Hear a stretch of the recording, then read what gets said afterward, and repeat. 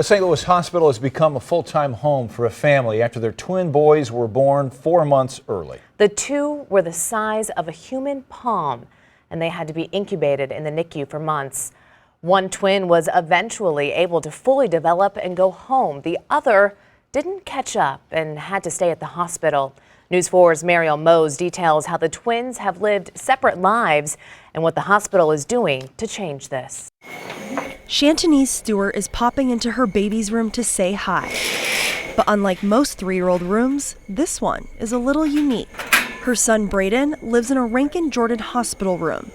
Braden has lived either here or St. Louis Children's Hospital his whole life, since October 2016.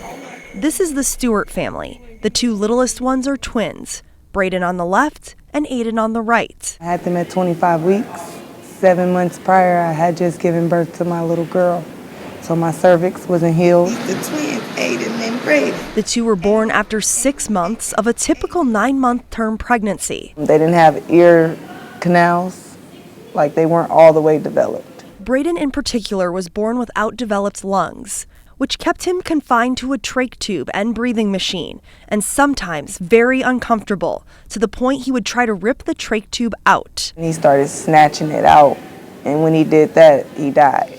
So he has died more than he has lived. I personally resuscitated Braden at least 3 times. Dr. Nick Holkamp is the chief medical officer at Rankin-Jordan Hospital and made the decision to keep Braden at the hospital 24/7 while he's on this trach tube. We felt so strongly that he was at risk for sudden death that we made it clear it is not safe for Braden to go home until we fix this. Meanwhile, his twin brother Aiden, who didn't need breathing assistance, got to go home. After about a year, one of my twins made it home, but my other one, which is Braden, he didn't. Until 6 months ago, when an ear, nose, and throat surgeon at Children's Hospital came up with an idea. We took a piece of cartilage from his rib and put it into the opened the trachea and put that into the space that we created. Dr. David Leonard successfully reconstructed Braden's trachea, allowing him to breathe on his own. Just looking at him without his trach, it was the bomb. And without being attached to cords and wires for the first time in his 3 years of life, Braden was on the move. Braden has only known the inside of hospital walls since the day he was born 3 years ago. But that's all changing. For the first time, he's going to be able to enjoy simple things like the sky, trees, even dirt. All things that we take for granted. God is good. This is the best day ever. Braden is going home. Straight out of Rankin, Bray. He will join his twin brother Aiden, 4 other siblings, and his parents back in their home in Kentucky, about 4 hours southeast of St. Louis. A united family for the first time. I'm barely living because I've been stressed out for so long. You know, it's like, now I'm complete. In the 3.5 years Braden lived in the hospital, his family tripled in size.